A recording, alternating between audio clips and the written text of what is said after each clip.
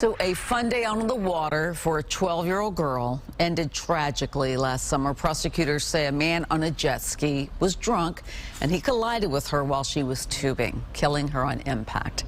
Now, a year later, that man, Andrew Miltner, wants out of jail to take sort of a field trip. But prosecutors call it too risky. Fox 13's Gloria Gomez shows us what the judge ultimately decided.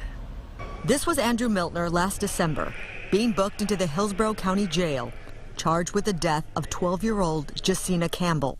They say he was on a jet ski drunk when he struck and killed Jasina, who was tubing on the Alafia River. Her family seeking justice. Bad choices need to result in consequences for those choices and bring justice for Jasina. And it's not going to be a field trip.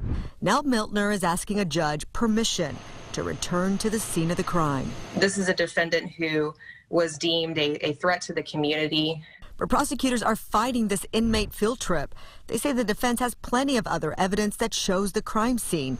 Even the homeowner who lives near it is against Miltner's visit. They would access the river site through the private property of one of the eyewitnesses in this case. I've spoken with that homeowner who could not be more vehemently opposed to the defendant being on or near her property. But despite the state's objections, the judge was open to Miltner taking the trip. Still the concern that this defendant could be a danger to himself or others or the community. He's going to be accompanied by an armed deputy and two armed deputies if they feel he's a flight risk. So that's not a concern for me. Giving Miltner and his lawyer the green light to go visit the crash scene and mount a vigorous defense. Gloria Gomez, Fox 13 News. Now, the judge agreed to limit the visit to 3 hours, and Miltner will have to pay out of his pocket for that deputy escort.